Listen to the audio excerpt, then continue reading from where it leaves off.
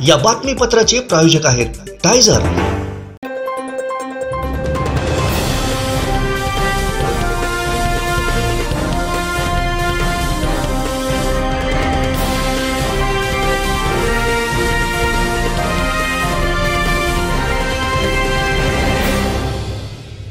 नमस्कार, आपण पाहत आहे कोकणचं नंबर 1 महा चॅनल कोकण सात लाईव्ह। बातमीपत्रात आपलं स्वागत। सुरुवात करूया हेडलाईन्सनं। हेडलाईन्सचे प्रायोजक आहेत टायझर, गो रॉयल विथ ऑक्सफर्ड। मी काही पंचांग घेऊन बसलो नाही, मराठा आरक्षणावरती बोलले मंत्री तानाजी सावंत। प्रदूषण आरक्षण आणि भ्रष्टाचारावरून आदित्य ठाकरेंची कडवट टीका। आणि दिवाळीसाठी बाजारपेठा सजल्या। हेडलाईन्सचे प्रायोजक होते टायझर, गो रॉयल विथ ऑक्सफर्ड। आता पाहूया सविस्तर बातम्या। कोकणात घर बंगलो बांधण्याचं स्वप्न बघताय तर आजच वैभववाडीतील आकांक्षा वास्तू कन्स्ट्रक्शनच्या कार्यालयाला भेट द्या। निसर्ग संपन्न वैभववाडीत आकांक्षा वास्तू कन्स्ट्रक्शन अँड डेव्हलपर्स घेऊन आले 108 प्लॉटचा भव्य वास्तू प्रकल्प। आपला 7/12, आपलं घर, समर्थनगर। वैभववाडी कोंडा मार्गावर 26 एकर प्रशस्त जागेत वैभववाडीत साकारणारा पहिला निवासी वास्तू प्रकल्प। अनेक सोयी सुविधांसह परिपूर्ण असलेला एकमेव वास्तू प्रकल्प। आपल्या 7/12 वर नोंदवा तुमच्या हक्काचं घर, समर्थनगर। तुमच्या स्वप्नातलं घर आता प्रत्यक्षात उतरणार। आजच आमच्या साईटला भेट द्या। संपर्क गंगाधर केळकर 9175 40 67 64 94 22 39 46 25 आणि राजेश कुरसंगे 8850 14 11 67।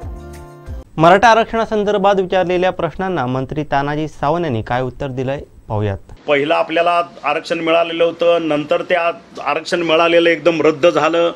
पहिले पुन्हा रद्द झाल्यानंतर वर्ष 2 वर्ष कुणीच काय बोललेलं नाही आणि अचानकच एक जसं वादळ यावं ह्या पद्धतीनं चाललेलं आहे। तर मला वाटतं आपल्या सगळ्याच्या माध्यमातून आपण सगळ्यांनी, जशी आमची भूमिका आहे तशी मीडियाची सुद्धा, सगळ्या प्रिंट मीडिया असेल, इलेक्ट्रॉनिक मीडिया असेल, ह्यांनीसुद्धा सर्वसामान्य तरुणांचं काउन्सिलिंग करावं की बाबा अशा पद्धतीचं आत्महत्या हे ह्याच्यावरचं सोल्युशन नाही।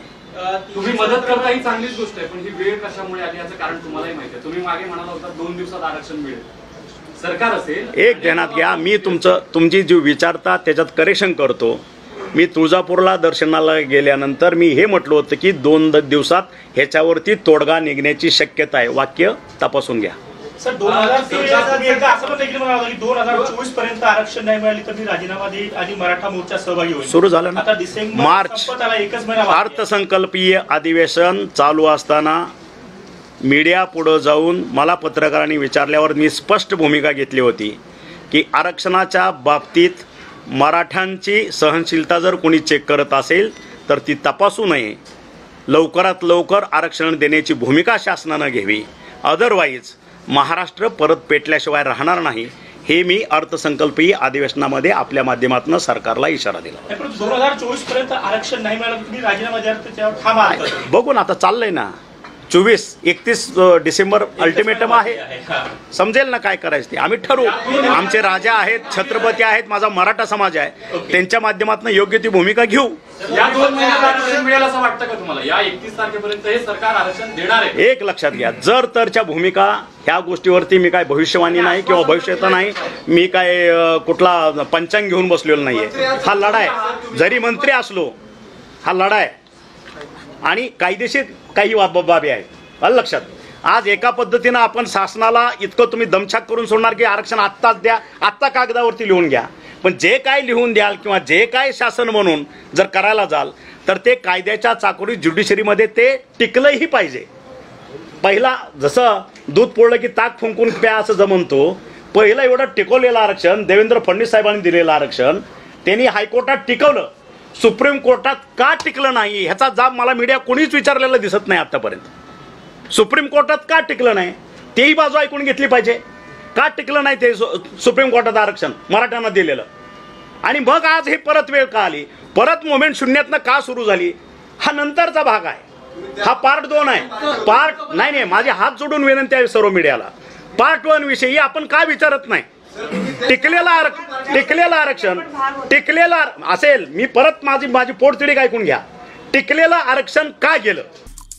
आमचे दिवसभरातले सर्व अपडेट्स, ताज्या घडामोडी आणि थेट लाईव्ह पाहण्यासाठी सबस्क्राईब करा, लाईक करा कोकणचं नंबर 1 महा चॅनल कोकण 7 लाईव्हचं YouTube चॅनल.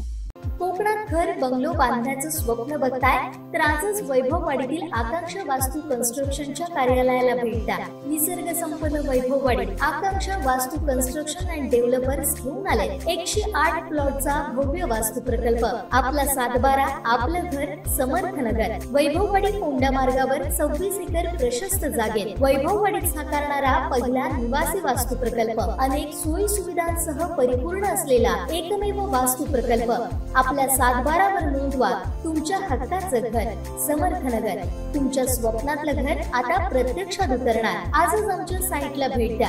संपर्क गंगाधर केळकर 9175 40 67 64 94 22 39 46 25 आणि राजेश कुरसंगे 8850 14 11 67. प्रदूषण, आरक्षण आणि भ्रष्टाचारावरती आदित्य ठाकरे यांनी शिंदे सरकारवरती कडवट टीका केली आहे. पाहूयात. आपल्याला माहिती आहे की कालपासून दिवाळीचा डबल धमाका हे एका ट्विटवरनं झालेला आहे. 2 महत्त्वाच्या गोष्टी ज्याला मी साधारणपणे 24 तासाची डेडलाईन दिलेली होती आणि प्रश्न विचारला होता मुंबईच्या प्रशासकांना. पहिलं म्हणजे जे BST आणि BMCला अनेक वर्ष बोनस देण्याची एक प्रथा होती ती कालपर्यंत पूर्ण झाली नव्हती. आपल्याला माहिती आहे सर्वांना की हे बोनस काही दिवसाच्या आधीच दिला जातो कारण दिवाळी साजरी व्हावी, चांगली साजरी व्हावी, सगळ्यांच्या घरोघरी सुख शांती आनंद यावा ह्याच्यासाठी हा बोनस दिला जातो. पण कालपर्यंत ज्या खोके सरकारने BMC आणि BSCच्या कर्मचाऱ्यांना विसरलेले होते त्याच खोके सरकारला एका ट्विटनी भाग पाडलं की बरोबर दुपारी लगेच बैठक बोलवायला लागली आणि संध्याकाळपर्यंत तो बोनस जाहीर करायला लागला. ही शिवसेना उद्धव बाळासाहेब ठाकरे या पक्षाची ताकद आहे. आणि साधारणपणे ज्या कामगारांनी BMCच्या कर्मचाऱ्यांनी मला हा मेसेज पाठवला होता की आदित्यजी अजून हे झालं नाही हे काम, जरा आमच्या वतीने तुम्ही आवाज करा, आवाज उठवा आमचा, त्यांचे मी आभार मानतो आणि त्यांना देखील दिवाळीच्या शुभेच्छा देतो. दुसरी एक मागणी आपण जी त्या ट्विटमध्ये केलेली होती ती हीच होती की आपल्याला माहिती आहे मुंबईमध्ये साधारण 11 महिने मी एक विषय पकडून ठेवलेला आहे, धरून घेतलेला आहे, तो म्हणजे रस्त्याचा घोटाळा. मुंबईत मेगा रोड स्कॅम हा आपल्या माध्यमातूनच मला वाटतं साधारणपणे 15 जानेवारीच्या आसपास आपल्या प्रेस कॉन्फरन्समधून मी जनतेसमोर आणला होता. त्यावेळी देखील मी सगळ्यांना सांगितलं होतं की जे मुख्यमंत्री बोलतात, जे घटनाबाह्य मुख्यमंत्री बोलतात ते खोटं बोलतात, कारण अनेक ठिकाणी ते खोटं बोलत आलेले आहेत. पण इथे देखील खोटं बोलत होते की 2 वर्षात आम्ही खड्डेमुक्त मुंबई करू आणि कॉन्क्रीटचे रस्ते करू. आपण पाहिलं असेल गेल्या ऑगस्टमध्ये म्हणजे ऑगस्ट 2022 मध्ये 5000 कोटीचे कॉन्ट्रॅक्ट्स हे साधारणपणे इश्यू झाले होते. मग ते रद्द केले कारण त्या कॉन्ट्रॅक्टर मित्रांना मुख्यमंत्र्यांच्या वाटलं की 5000 कोटी फारच कमी आहे. मग त्यांची मागणी होती अजून एक 6000 कोटीपर्यंत हे कॉन्ट्रॅक्टने 1000 कोटीने वाढवा. हे झालं आणि जानेवारीमध्ये जेव्हा हे टेंडर पूर्ण झाल्यानंतर आपली प्रेस कॉन्फरन्स झाली तेव्हा 2 महत्त्वाचे विषय आपण मांडले होते, लोकांसमोर आणले होते. एक म्हणजे ॲडव्हान्स मोबिलायझेशन 625 कोटीचं आणि दुसरं म्हणजे साधारणपणे 400 कोटीचा फायदा जो या कॉन्ट्रॅक्टर मित्रांना मुख्यमंत्र्यांच्या होणार होता. हे दोन्ही विषय मांडल्यानंतर अर्थात BKC मध्ये एक मोठा कार्यक्रम घेतला गेला. तिथे भूमिपूजन झालं, वर्क ऑर्डर घाईघाईत दिल्या गेल्या. पण जानेवारी पासून 31 मे पर्यंत कामाची सुरुवात कुठेही झाली नव्हती. थोडीफार इकडे तिकडे झाली असेल तर, पण तशी कामाची सुरुवात जी व्हायला पाहिजे होती ती कुठेही झाली नाही. पण आपल्या प्रेस कॉन्फरन्सेसमुळे, तुमच्यामुळे, प्रेसने हा विषय धरून घेतल्यामुळे आपण पाहिलं असेल 625 कोटी ॲडव्हान्स मोबिलायझेशनचे आणि 400 कोटी जे फायद्याचे होणार होते त्यांना 8% 9% जे काही मिळणार होते ते सगळे रद्द केले गेले. म्हणजे कॉन्फरन्सच्या माध्यमातून तुमच्या सहकार्याने मुंबईच्या आपण 1000 कोटी तिथेच वाचवले. आता परिस्थिती अशी झाली की पावसाळा निघून गेला, पावसाळ्यानंतर कामं सुरू झाली पाहिजेत पण कामं होतच नाहीत. म्हणजे एक बघा तुम्ही, मी मागच्या प्रेस कॉन्फरन्समध्ये पण सांगितलं होतं की 21-22 वर्षाची जी कामं आहेत 2500 कोटीची त्यांना देखील सुरुवात कुठेच झालेली नाहीये. कारण सगळीकडे कामं थांबवायला सांगितलं कारण ही कामं चालू नाहीत आणि ही कामं चालली आहेत असं कुठेही वाटायला नको. दुसऱ्या बाजूला ही 23ची जी कामं सुरू केलीत 6000 कोटीची कुठेतरी एक मीटर खोदलं असेल, 1.5 मीटर खोदलं असेल, बॅरिकेड लावून ठेवले, पण रस्त्याची कामं जशी व्हायला पाहिजे होती ती झाली नाहीत. मुंबईत 31 मे पर्यंत 50 रस्ते पण पूर्ण करू शकले नाहीत. सगळे सेफ स्टेजला आणून ठेवले. हा सगळा पत्रव्यवहार मी करत होतो. राज्यपालांना भेटलो, आपल्या माध्यमातून हे सगळे विषय घेत होतो, म्युन्सिपल कमिशनरना प्रश्न विचारत होतो. आणि हे सगळं होत असताना कालच्या ट्विट नंतर जी टर्मिनेशनची नोटीस मुंबई महानगरपालिकेने काढली होती त्याच्यावर रात्री मला वाटतं 10:30-11 वाजता प्रशासकांनी म्हणजे म्युन्सिपल कमिशनर यांनी सही केली आणि दक्षिण मुंबईचे जे कॉन्ट्रॅक्टर आहेत त्याच्यात 1680 कोटीची जी कामं होती ती आता टर्मिनेट केली गेली. कदाचित साजरा आम्ही पण करू शकलो असतो. बघा, विजय झाला आमचा, आम्ही हेच सांगत होतो तुम्हाला, आम्ही पहिलंच सांगितलं होतं, हे करू शकलो असतो सगळं.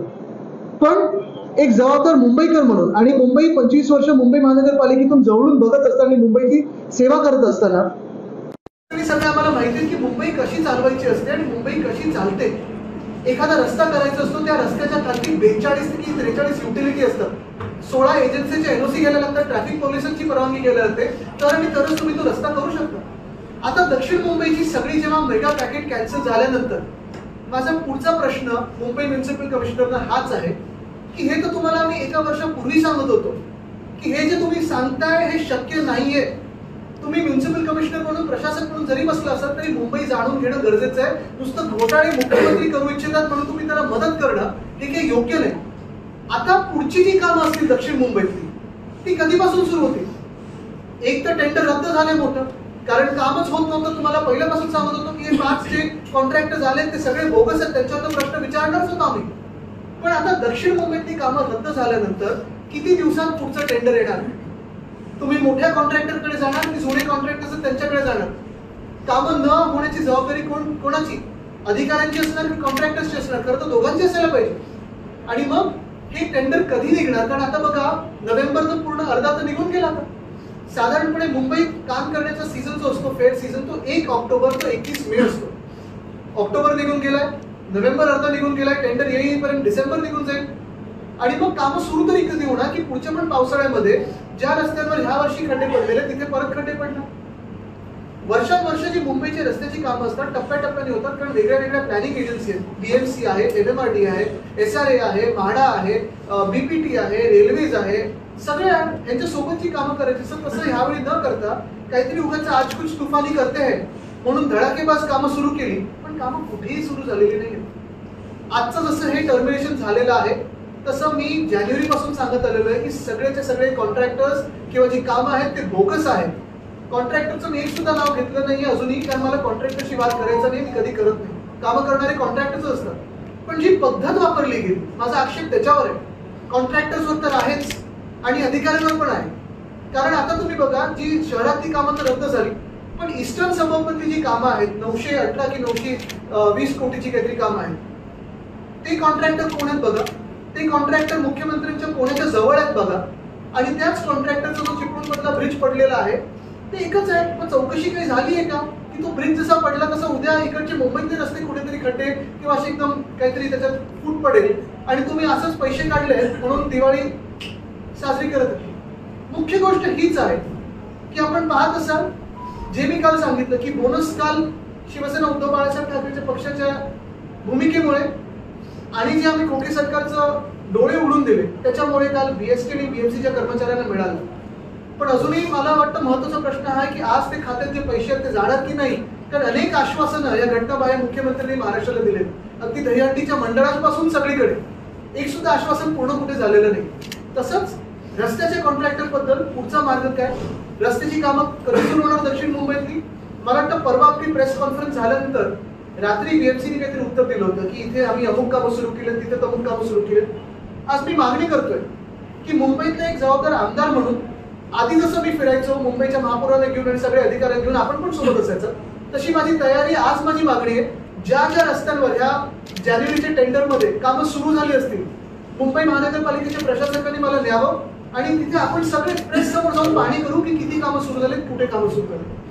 कारण आमचं सरकार तर येतच आहे, तुम्हाला माहिती आहे. सगळीकडे वातावरण आहे की महाविकास आघाडीचं सरकार येणार आणि आमचं सरकार आल्यानंतर ह्या घोटाळ्यामध्ये आम्ही सखोल चौकशी करणार म्हणजे करणार. आणि जे अधिकारी आणि जे कॉन्ट्रॅक्टर ज्यांनी ज्यांनी चुकीचं काम केलं असेल त्यांना जेलमध्ये टाकल्याशिवाय राहणार नाही. कारण मुंबई लुटू देणार नाही, महाराष्ट्र लुटू देणार नाही. आणि आपण हेच पहा, प्रत्येक ठिकाणी आता स्ट्रीट फर्निचरचा जो पण घोटाळा आहे त्याच्यात मी पुन्हा एकदा बोलणारच आहे आपल्या माध्यमातून. पण तिथे देखील आता थोडा प्रयत्न असा सुरू झालाय की शेड्यूलवरचे आयटम्स घ्यायचे, नॉन शेड्यूल आयटम्स बाजूला करायचे आणि 22 कोटीचं कॉन्ट्रॅक्टरला पेमेंट झालेलं असं मला कळण्यात आलं स्टॉप वर्क देऊन. हा धक्कादायक गोष्टी आहेत. खरं तर ह्या गोष्टी आपल्या देशात झाल्याच नाही पाहिजेत. पण हा सरळ सरळ भ्रष्टाचार आहे. जसं मी सतत सांगत आलोय, कर्नाटकामध्ये जनतेने उत्तर दिलं एका भ्रष्ट सरकारला, मध्य प्रदेश मधलं भ्रष्ट सरकार आता तिकडची जनता घालवेल, तसं महाराष्ट्रातलं पण भाजप प्रणित जे सरकार आहे, घटनाबाह्य खोके सरकार, ती जनता घालवल्याशिवाय राहणार नाही. आज पहा ना तुम्ही की जिथे जिथे आम्ही स्कॅमचे जे काही विषय घेतले, कुठे ना कुठेतरी भाजपचं कोणतरी एखादा नगरसेवक, माजी नगरसेवक, आमदार पत्र देतात आणि सांगतात बघा आम्ही केलं. ठीक आहे, तुम्ही करा, पण हिंमत असेल तर या सरकारचा पाठिंबा काढा. म्हणजे एका बाजूला जे करायचं ते करायचं, खोके सरकार चालवायचं, पूर्णपणे पाठिंबा द्यायचा, महाराष्ट्र लुटायचा, महाराष्ट्राला संपवण्याचा प्रयत्न करायचा आणि दुसऱ्या बाजूला श्रेयवादात पडायचं. मला वाटतं त्याच्यात मी काही जास्ती जाणार नाही. पण आमचं काम हे लोकांसमोर आहे आणि पुढचे पण जे 4 कॉन्ट्रॅक्टर्स आहेत, कारण ह्या कॉन्ट्रॅक्टरचं दक्षिण मुंबईचे जे कॉन्ट्रॅक्टर होते, ब्लॅकलिस्टिंग होणार की नाही, पेनल्टी भरणार की नाही. बरं, असं मला कुठेतरी सांगितलं गेलंय की पेनल्टी पण जी घेणार आहे त्या कॉन्ट्रॅक्टर्स कडून ती बीएमसीचं पेमेंट झाल्यानंतर त्याच्यातून पेनल्टी कापणार आहे. मला की कोणाला दंड तुम्ही मारताय? आमच्या जनतेच्याच खिशावर पैसे दंड मारताय तुम्ही. खरं पेनल्टी ही कॉन्ट्रॅक्टरच्या खिशातून आली पाहिजे. ह्याच्यावर म्युन्सिपल कमिशनर बोलणार आहेत की नाही, हा एक मोठा प्रश्न पडतो. पण हा जसा एक मोठा प्रश्न आपल्या डोळ्यासमोर आहे मुंबईकरांचा, जो रस्ते असतील त्याचा, तसा दुसरा मोठा प्रश्न. आणि आपण पण, मला वाटतं काही लोकांना सर्दी झाली, इथून मला काही आवाज येतात, काही लोकांना खोकला झालाय. हा मोठा प्रश्न झालाय, गंभीर प्रश्न झालाय. मुंबईत प्रत्येक व्यक्तीला ॲलर्जी, सर्दी, खोकल्याचा त्रास होतोय. कुठच्या ना कुठच्या तरी व्यक्तीला या धुळीचा त्रास झालेला. प्रदूषणावर सतत आम्ही काम करत आलो. महाविकास आघाडी सरकार असताना आपल्याला आठवत असेल, आरेचं आम्ही 808 एकरचं जंगल केलं मुंबई आणि ठाण्याच्या मध्ये जो ठाणे क्रिकेट तिथे रामसर साईट केलं. अनेक गोष्टी आपण एफॉरेस्टेशन करत होतो, अर्बन फॉरेस्ट करत होतो, ईव्ही पॉलिसी आणली. ह्या सगळ्या गोष्टी आता हे सरकार, खोके सरकार आल्यानंतर बंद झालेलं आहे. आणि पर्यावरण मंत्री देखील महाराष्ट्राला नाही आहेत. ही गंभीर बाब आहे. आज पहा तुम्ही, आपल्यातून कितीतरी लोक ट्विट करतात, रिपोर्ट्स लिहितात, बातम्या करतात, पण पर्यावरण खात्यातून किंवा पर्यावरण मंत्री म्हणून कोणी आपल्याला या खोके सरकारमधून उत्तर दिलंय का? आज जशी हालत मुंबईची झालेली आहे, सगळीकडे आपण बघताय धुकं, स्मॉग सगळीकडे दिसत आहे. आणि मग म्युन्सिपल कमिशनर असेल, कोणी असतील, कुठची कारणं देत असतात की आता कचऱ्यामुळे झालं, कचरा कोण जाळताय, अमुक जाळतंय, तसं जातंय. ही सगळी कारणं खोटी आहेत. ह्याच्यात आम्ही देखील काम केलेलं आहे. मुंबई क्लायमेट ऍक्शन प्लॅन बनवलेला आहे. त्या मुंबई क्लायमेट ऍक्शन प्लॅन प्रमाणे आम्ही काम देखील करत होतो. एक स्पष्ट कारण ह्याच्यात एवढंच आहे की जे कन्स्ट्रक्शन सुरू आहे बिल्डर्स आणि कॉन्ट्रॅक्टर्सचं, त्या बिल्डिंग आणि कॉन्ट्रॅक्टिंग साईट मधून ही सगळी धूळ येत आहे. ही सगळी धूळ मुंबईकरांना त्रास देत आहे. आणि याचं कारण एवढंच आहे, आधी पण सरकार होती, आधी पण मुंबई महानगरपालिका होती, आम्ही 25 वर्ष बघितलेलं आहे. कामं एवढीच चालायची, सगळीकडे रस्त्याची असतील, अनेक वेगळी कामं चालायची, पण प्रदूषण एवढं वाईट नव्हतं. त्याचं कारण एकच आहे की जे नियोजन व्हायला पाहिजे ते नियोजन आज मुंबईमध्ये होत नाही आणि अनेक शहरांमध्ये होत नाही. कदाचित नगरविकास मंत्र्यांना त्यांचं खातं चालवायचं कसं हे माहिती नसेल, पण मूळ गोष्ट हीच आहे की आज मुंबईमध्ये तुम्ही पहा, जिथे जिथे कामं सुरू आहेत, मला एक सुद्धा बिल्डिंग साईट दाखवा जिथे ते हिरवे पडदे लावलेले आहेत, स्प्रिंकलर लावलेले आहेत, अजून काही जे नियोजन म्हणून सांगितलेले. मार्चमध्ये पण ह्याच प्रशासकांनी अशीच गाईडलाईन काढली होती. काही झालं त्या गाईडलाईनचं? कुठे दिसली तुम्हाला गाईडलाईन? कुठेही नाही दिसली. आणि परत मग धुकं आला, फॉग आला, स्मॉग आला, स्मॉग आला की परत तीच गाईडलाईन काढतात, बैठक दाखवतात आणि मग काही ना काहीतरी चालतं. पण ज्या मुंबईमध्ये पालकमंत्रीच एक बिल्डर आहे, त्यांच्याकडून काय अपेक्षा ठेवायची आम्ही तरी? हा मोठा प्रश्न झालेला आहे. मग आज मला वाटतं मेट्रोचं काम थांबवलं, उद्या कुठच्या तरी फ्लायओव्हरचं काम थांबवतील. पण ही जनतेची कामं थांबवण्यापेक्षा मी या खोके सरकारला आग्रह करेन की थोडी तरी हिंमत दाखवा आणि जे बिल्डर आणि कॉन्ट्रॅक्टर तुमचं सरकार चालवत आहेत ना, त्यांची कामं थांबवण्याचा प्रयत्न करा. आज बीकेसी मध्ये बघा, जेवढे बांधकाम चालू आहे, कुठेही तुम्हाला हिरवा पडदा दिसलाय का आजूबाजूला येता जाताना? कुठे स्प्रिंकलर दिसलेत? पण प्रत्येक वेळी कुठचाही प्रॉब्लेम आला, कुठचाही विषय आला की मुख्यमंत्र्यांचा एक स्टँडर्ड रिस्पॉन्स असतो, कॉन्ट्रॅक्टर ड्रिव्हन रिस्पॉन्स. आता पण त्यांनी काय आयडिया काढलेली आहे? स्प्रिंकलर गन विकत घ्यायचे, स्मॉग टावर लावायचे, किती 30-32 कोटीचे स्मॉग टावर लावायचे. हा ते काय, आज ते 1000 टँकर विकत घ्यायचे आणि रस्ते धुवायचे. ह्या कारणामुळे मुळात कुठेही प्रदूषण होत नाही. प्रदूषण हे तुमच्या बिल्डर्सच्या साईट्सवर येते. हिंमत दाखवा आणि ते काम रोखून दाखवा पुढचे 15 दिवस. जोपर्यंत ते जे काही तुम्ही गाईडलाईन दिलेल्या आहेत ते पाळत नाही तोपर्यंत काम रोखून दाखवा. कारण मुळात आपण 1000 टँकर विकत घ्यायचं म्हणजे कॉन्ट्रॅक्टर आला, रेंटवर घ्यायचं म्हणजेही कॉन्ट्रॅक्टर आला, स्प्रिंकलर गन घ्यायची म्हणजे कॉन्ट्रॅक्टर आला, तुमचं ते आता काय सांगितलं त्यांनी स्मॉक टावर घ्यायचे म्हणजे कॉन्ट्रॅक्टर आले. हे सगळं झाल्यानंतर कॉन्ट्रॅक्टरचं परत बोनस. पण मुंबईकर करणार काय याच्यावर प्रश्न. आणि हे सगळं होत असताना 1000 टँकर मध्ये पाणी भरणार तरी कुठून? तुम्हाला माहिती आहे महाराष्ट्रात पाण्याचा मोठा प्रश्न आहे. दुष्काळ काही काही अजूनही जिल्ह्यांमध्ये तालुक्यांमध्ये आहे.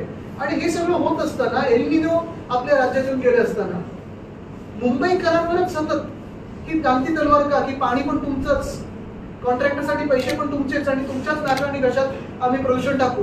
हे सतत मुंबईकरांना खच्चीकरण का चाललंय हाच माझा त्यांच्याकडे प्रश्न आहे. आमचे दिवसभरातले सर्व अपडेट्स, ताज्या घडामोडी आणि थेट लाईव्ह पाहण्यासाठी सबस्क्राईब करा, लाईक करा कोकणचं नंबर 1 महा चॅनल कोकण 7 लाईव्हचं YouTube चॅनल. आ आ आई येस ब ब बदक क क कणीदार ख ख खमंग ग ग गोकुळ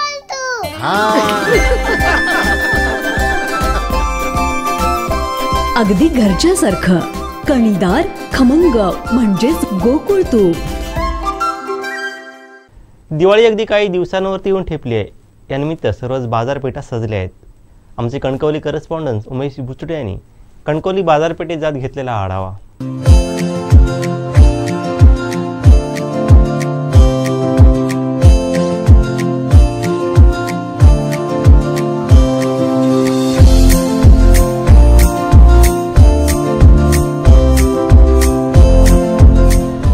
कोकणामध्ये दिवाळी सण हा खूप महत्त्वाचा असतो. दिवाळीनिमित्त प्रत्येकजण आपल्या घर सजवत असतात, ऑफिस सजवत असतात, दुकानं सजवत असतात आणि या सणानिमित्त प्रत्येक घरामध्ये आनंदाने उत्साह असतो.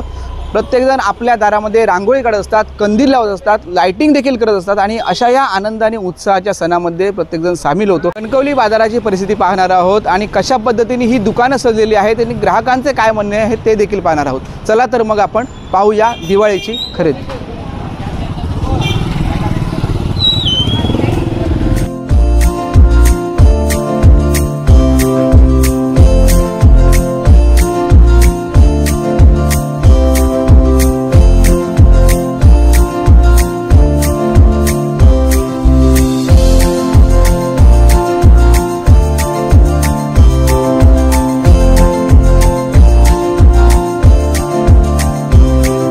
रमेश चंदरकर, ब्रह्मनगरी फोंडा घाट.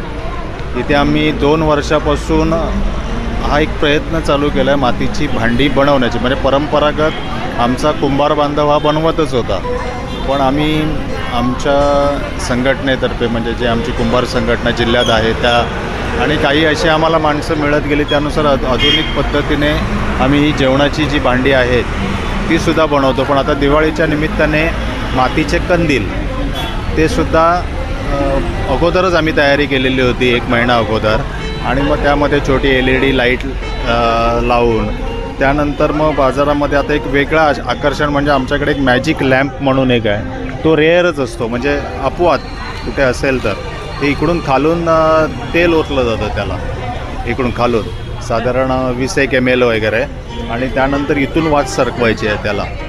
आणि हा एक म्हणजे प्रकार वेगळा आहे. त्या साधारण हा 20 ml तेल टाकायचं आणि जरी तेल ओव्हरफ्लो झालं तर खालून येणार नाही, ते इथूनच बाहेर पडणार. जास्त झालं तर इथूनच ओतायचं आणि इथून घट्ट पिळाची वात करून ती सरकवायची आहे आणि तो साधारण 1 ते 1.5 तास जसं निरंजन असतं ना त्या प्रकारचं पण एक इनोव्हेशन केलेलं आहे. त्याच्यामध्ये मॅजिक लॅम्प म्हणतात त्यांना. काय प्राईज आहे ह्याची? 80 रुपये. म्हणजे एकदम म्हणजे तशी रिझनेबलच आहे. काही वस्तू आम्ही बनवलेल्या आहेत त्याच्यामध्ये, काही वस्तू आम्ही बाहेरून आणलेल्या आहेत. त्या म्हणजे बिहार, कलकत्ता या ठिकाणी त्या मिळाल्या जातात. पण जेवणाची जी भांडी आहेत सगळी म्हणजे जे मोठमोठे आहेत ते आम्ही स्वतःच आमच्या ब्रह्मनगरीच्या फॅक्टरीमध्ये बनवतो.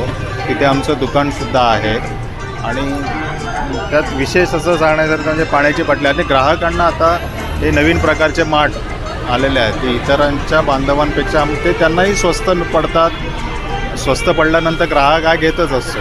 त्यामुळे त्यांनाही आणि आम्हालाही त्यामधून समाधानकारक हा जो दिवाळी बाजार उपलब्ध करून दिलेला आहे, आम्ही समाधानकारक आहोत आणि ग्राहकसुद्धा समाधानकारक आहे. धन्यवाद. आहे दिवाळीनिमित्त बरीचशी व्हरायटी आलेली आहे. फटाक्यांमध्ये भरपूर प्रकार आहेत. कंदीलमध्ये व्हरायटी भरपूर आले. हे बघा युनिक म्हणजे हे स्वामी समर्थांचं हे ते आलेलं आहे. 2 प्रकार आहेत. हे बघा हे ज्यूटमध्ये वगैरे आलं आहे. फुलपाखराचा नवीन आयटम आलेला आहे. हे पाण्यातले हे बघा हे पाण्यावरचे पंते आलेली आहे. हे कॅन्डल आलेले आहेत. मातीचे पंते, चिनी मातीचे पंते, रांगोळी आहेत. सगळ्या प्रकारचं आहे पूर्ण काही. मार्केटमध्ये काय परिस्थिती आहे सध्याची? ग्राहक देखील सध्या यायला सुरू झालेले आहे काय? आहे मार्केट बऱ्यापैकी आहे. दिवाळीला शेवटी सण आहे ते होणारच.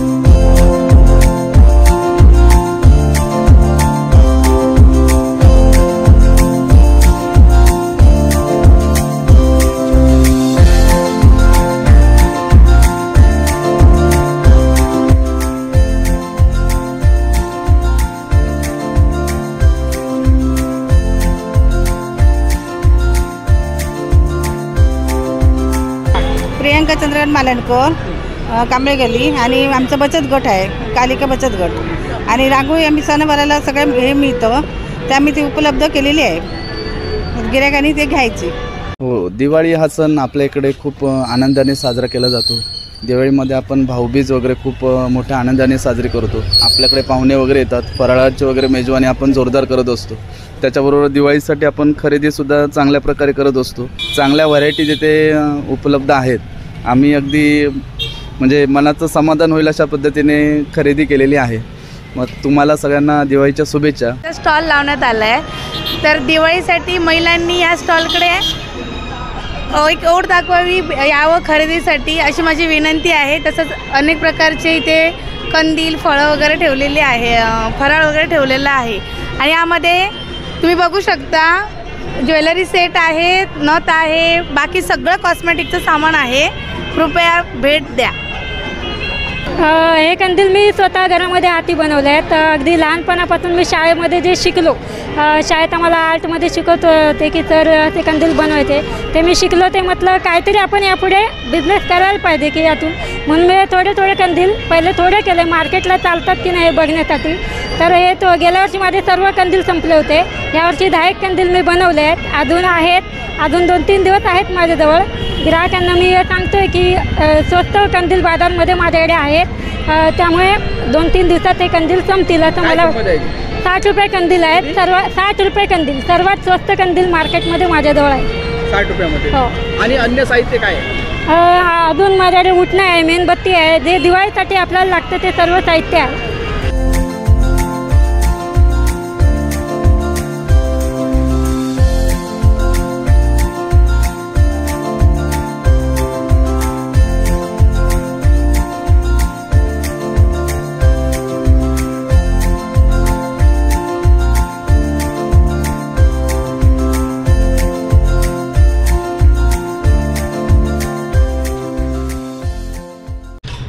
खूप छान वाटतंय.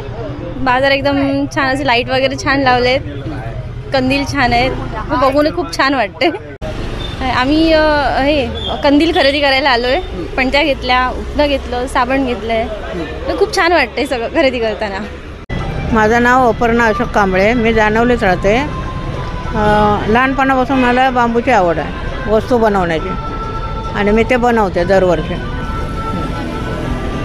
यंदाच्या दिवाळी बाजारामध्ये आपण ही वस्तू सगळ्या विक्रीसाठी ठेवलेल्या आहेत. काय सांगा, काय काय वस्तू आहेत? होडी आहेत, कंदील आहेत, मोठी कंदील आहेत, लहान छोटी कंदील आहेत, पर्स आहेत, माठ आहे, अजून हांड्याखाली ठेवण्याची भांडी आहेत, रवळी आहे, टोपली आहे. जुनी परंपरा कुठेतरी एक लुप्त पावते किंवा आपल्याला बघायला मिळत नाही, ती परंपरा तुम्ही जपताना एकंदरीत दिसतं, त्याबद्दल काय सांगा? मला आवड आहे त्या, आणि जपण्याची इच्छा पण आहे. आजचा जो कंदील, एक कंदील आहे बनवलेला किती वेळ लागतो, आणि एवढं आकर्षण आपण कसं काय बनवू शकता, काय सांगा? खूप वेळ लागतो त्याला. बांबूपासून बनवते, बांबू काढूक वेळ लागता, साफ करूक वेळ लागता, पॉलिश करूचा आणि त्याच्यानंतर वस्तू बनवच्या.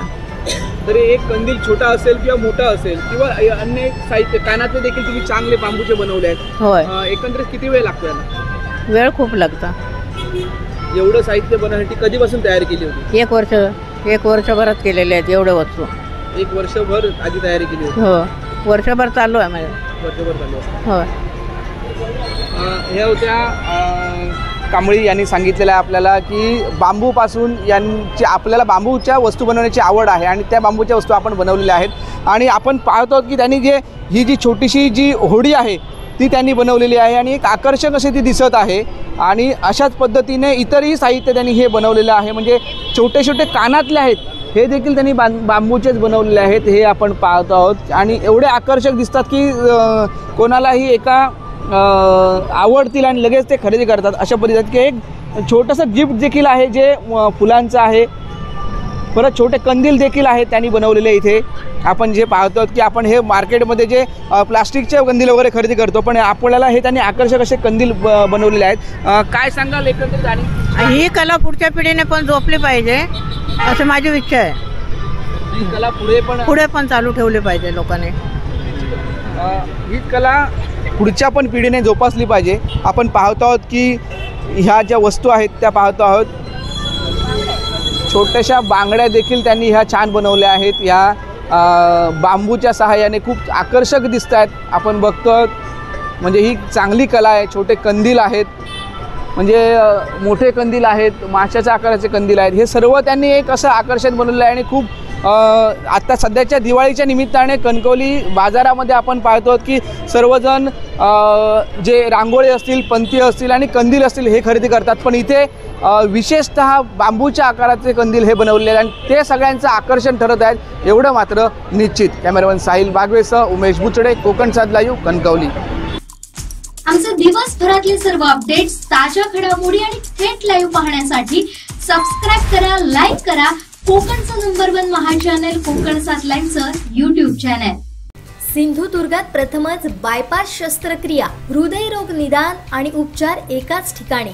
बायपास शस्त्रक्रिया, एंजिओग्राफी, एंजिओप्लास्टी, हृदयाची सोनोग्राफी, ट्रेडमिल चाचणी, हृदयविकार तपासणी अशा अत्याधुनिक सुविधा. MJPJAY योजनेअंतर्गत बायपास आणि एंजिओप्लास्टी अगदी मोफत. आवश्यक कागदपत्रे, ओळखपत्र, मतदान card, Aadhaar card, ration card, bank passbook, mobile number. Cashless सेवा उपलब्ध.